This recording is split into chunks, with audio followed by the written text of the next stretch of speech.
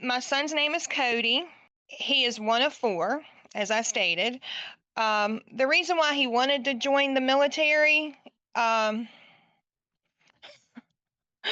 believe it or not, he used to watch G.I. Joe, and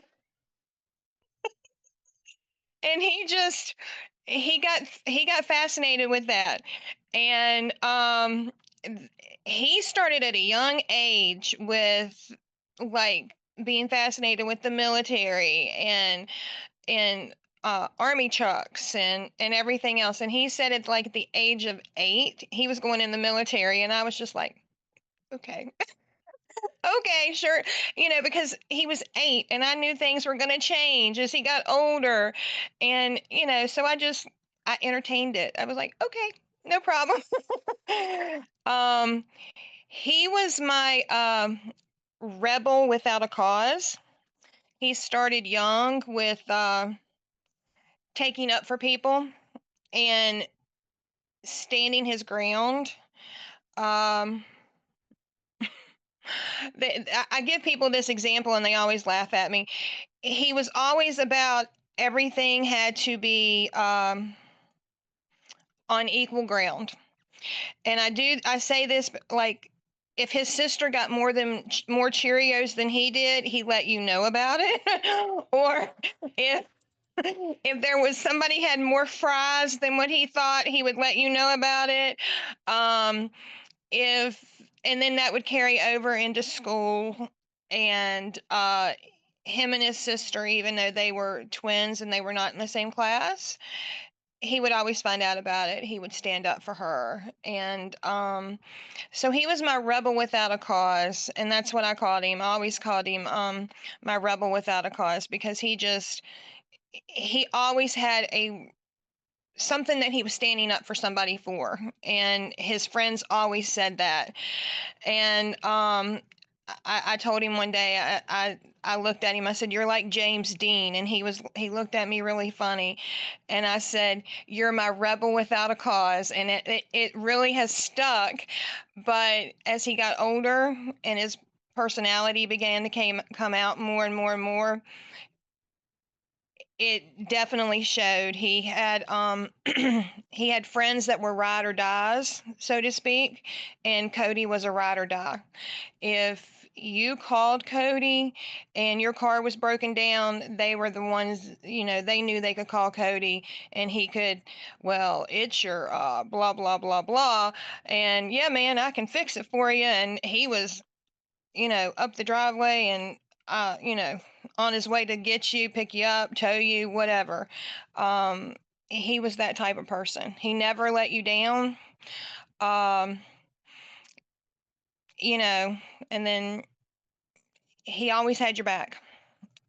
He always had your back, no matter what. He sometimes would get mad at you or sometimes get frustrated, but he always had your back no matter what. Um, there was never any gray area with Cody. Everything was always black and white. Um, Very opinionated.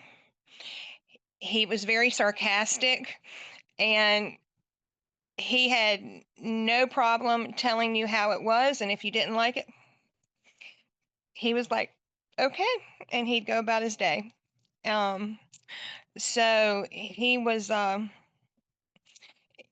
to me, he was one of a kind, because I don't think in today's society a lot of people do that, because so many people shy away from things, and Cody was not like that. Cody stood up, and he believed in what was right and what was wrong is wrong, and that's how he was. And sometimes people didn't like it, and it got, they would argue with him, but we miss that's the biggest thing we miss about him. I tell people, I said, what I would give for him to come in here and tell me something, and him and I sit here and go, no, that's not right. I would give my eye teeth to hear that right now. Or for him to call me and go, where are you? And I'd be like, why do you need to know where I'm at? Or something like that. But he's that's how he was. And it's very much missed. And he joined the army because he felt like he needed to um, protect his family, but he believed in our country. He believed in what it stood for, and going back to GI Joe, he wanted to jump out of airplanes, but he had a fear of heights.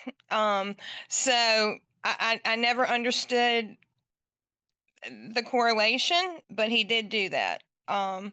So but yeah, that's the kind of person that he was. Um, and everybody that I've talked to that he was in the military with say the same thing.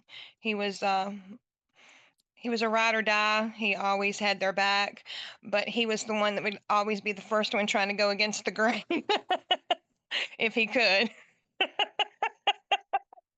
And it kind of got him in trouble from time to time, but um you know, they had a way of bringing him back down to reality if need be. So one of his commanding officers called me and said that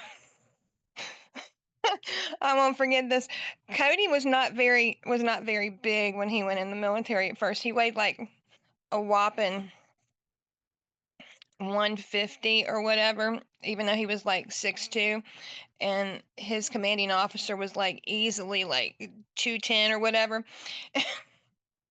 He told his commanding officer that he could take him any day, anytime, and his commanding officer said, "Okay, well, let's go." And they got in the ring together. So, and as his commanding officer told me, he says, "How do you feel now?" He says, "I take back what I said." So, but there was a respect there. It was a matter of gaining respect for each other, and um, they had respect for each other after that, and they kept in touch after each one of them discharged out of the military, and he still calls me to this day.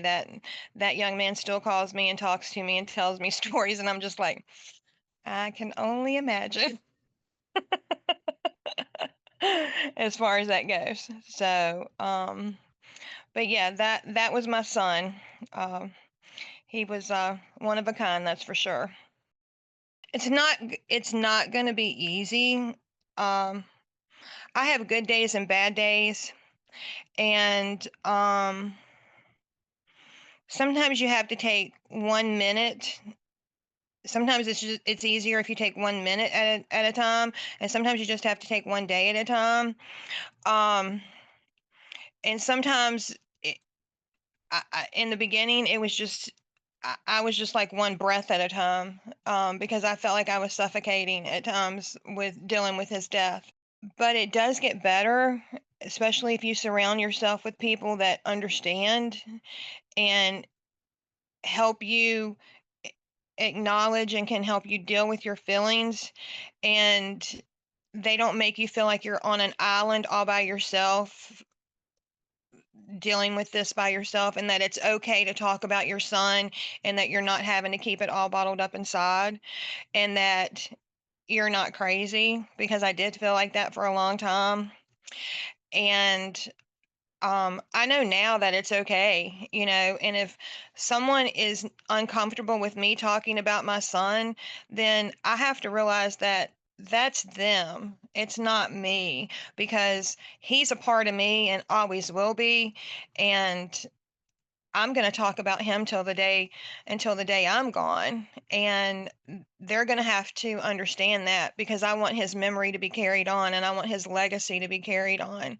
And hopefully it'll bring more awareness, and hopefully end the stigma for not only men's mental illness, but to veteran suicide also, by letting them know, by telling Cody's story and letting them know that you're not alone and you can get help, and that type of thing.